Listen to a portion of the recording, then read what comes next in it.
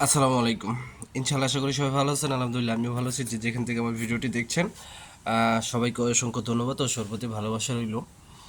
তো আজকে আমি আপনাদেরকে আপডেট দিব হচ্ছে গতকালকের ভিএফএস গ্লোবালের ডেলিভারি আপডেট দিব এবং আজকের ডেলিভারি আপডেট দিব। তো দুইটা মিলে আলহামদুলিল্লাহ দেখা যাচ্ছে ভালোই ভিসা হচ্ছে। আর আমাদের জন্য একটা দুঃসংবাদ আছে, যেটা আমি অনেক আগেও বলছি, আজকেও বলবো। তো অবশ্যই ভিডিওটা পুরাটা দেখার চেষ্টা করবেন। আর আমি মনে করি আজকের ভিডিওটা আপনাদের জন্য ইম্পর্টেন্ট, একটু হলেও ইম্পর্টেন্ট হবে। তো যদি পারেন সবাই শেয়ার করবেন। আর যারা আমার সাথে কথা বলতে চান অবশ্যই আমাকে মেসেঞ্জারে নক করবেন, ফেসবুক পেজে আমাকে নক করবেন। তো চলেন ভিডিওটা শুরু করি।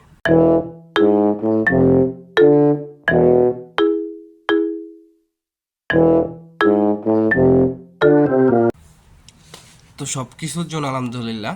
প্রথমে আমি গতকালকের ভিএফএস গ্লোবালের আপডেটগুলো একটু আপনাদেরকে দিতে চাই। আহ, গতকালকে ভিএফএস গ্লোবাল ঢাকার আপডেট, ঢাকার আপডেট হচ্ছে ডেলিভারির সংখ্যা প্রায় 29টার মতো। ফ্যামিলি ভিসা হচ্ছে 6টা জমা জানুয়ারি 2024-এ। ট্যুরিস্ট ভিসা হচ্ছে 4টা জমা জানুয়ারি 2024-এ। স্টুডেন্ট ভিসা 2টা জমা জানুয়ারি 2024-এ। এগ্রিকালচার 2টা জমা নভেম্বর 2023-এ। স্পন্সর 6টা জমা 2023 এবং 24। আশা করি বুঝতে পারছেন। রিজেক্ট করা হয়েছে 7টা ওয়ার্কিং ভিসা দোনোটাই। আর উইথড্র হয়েছে 2টা আগস্ট মাসের 2023-এ। এটা গেল ঢাকার আপডেট।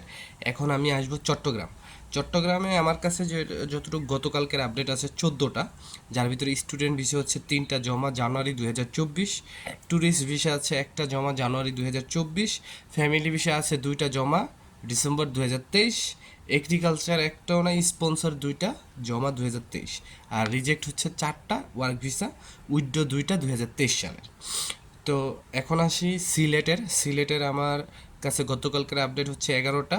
স্টুডেন্ট বিষয় হচ্ছে 2টা জমা 2024, ফ্যামিলি বিষয় হচ্ছে 2টা জমা নভেম্বর 2023, এগ্রিকালচার একটাও নাই, স্পন্সর একটা।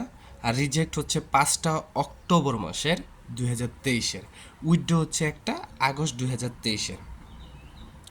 আশা করি বুঝতে পারছেন।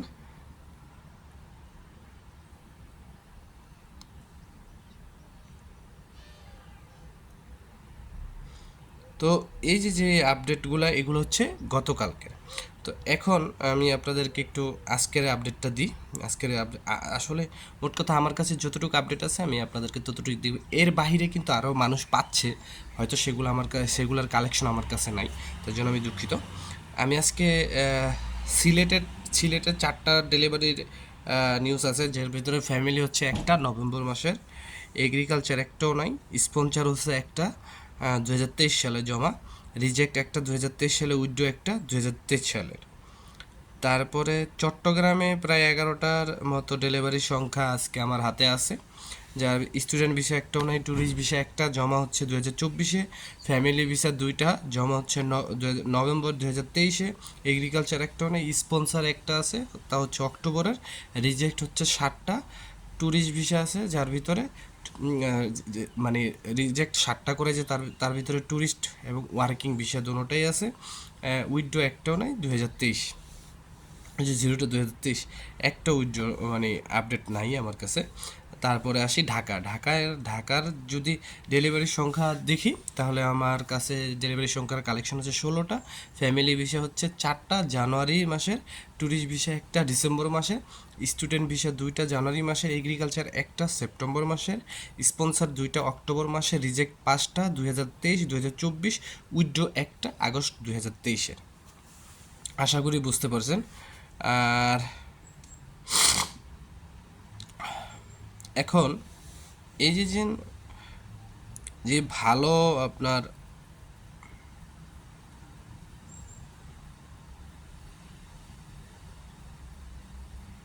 এখন কিন্তু আপনার অনেক ভালো ডেলিভারি হচ্ছে এবং ভিসাও পাচ্ছে।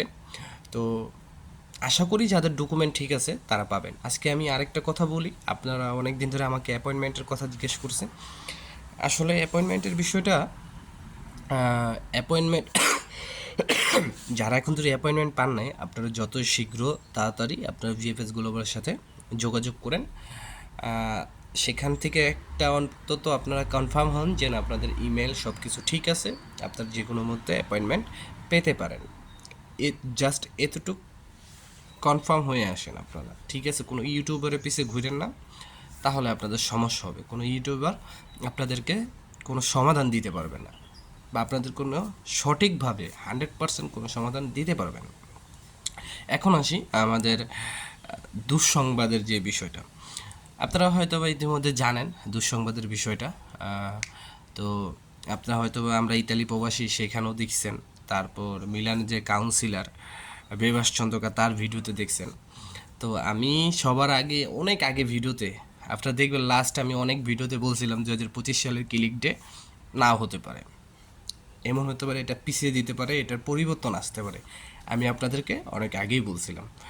তো হয়তো সামনে আসতেছে এরকমই, আসতেছে কি এটা 100% মনে হয় সেটি হয়ে গেছে, যে 2025 সালের যে ফেব্রুয়ারিতে ক্লিক ডে হওয়ার কথা ছিল সেটা ক্লিক ডে হবে না। ক্লিক ডে ইজ ক্লোজ, এটা আপনারা মাথায় রাখবেন। বাট ফ্লোসই ক্লোজ হয়নি, জাস্ট যেভাবে আবেদন করার নিয়মটা ছিল, মানে ক্লিক ডের মাধ্যমে আবেদন করা, সেই আবেদনটা তারা সিস্টেমটা হয়তো বা পরিবর্তন করবে।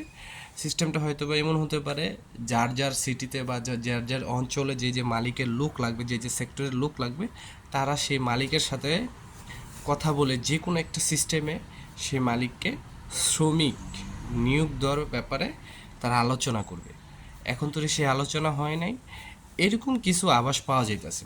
এবং এমন হতে পারে যে সানাতরিয়া যদি নভেম্বর, অক্টোবর অথবা নভেম্বরের ভেতর দিতে পারে, হিতে আরও বিপরীত হতে পারে, ফ্লোসে একবারেই পিছিয়ে যেতে পারে, যে কোনো কিছু হতে পারে, যে কোনো কিছু হতে পারে, ঠিক আছে?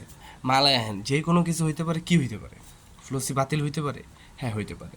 মালায়াহেন ফ্লোসি বাতিল হয়ে গেলে কি আর আসবে না? না, যেহেতু এটা 3 বছর একটা মেয়াদি ফ্লোসি, যদি এই বছর সানাতুরিয়া দেয়, হয়তোবা 2025-এর ডিসেম্বরে এটার ক্লিক ডে আবার দিতে পারে, বা যে কোনো একটা সিস্টেমে দিতে পারে। তবে আমার মনে হয় এটা বাতিল হওয়ার পথেই আছে, আমার মনে হয় এটা পিছানোর পথেই আছে, যে কোনো দুইটার একটা হতে পারে।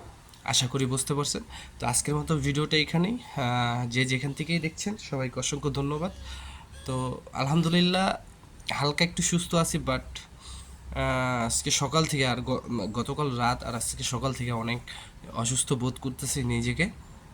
তো সবার কাছে দোয়া রইল, আমি দোয়া প্রার্থী, আপনারা আমাকে আমার জন্য দোয়া করবেন। সবার সুস্থতা কামনা করি, আপনারা আমার সুস্থতা কামনা করবেন।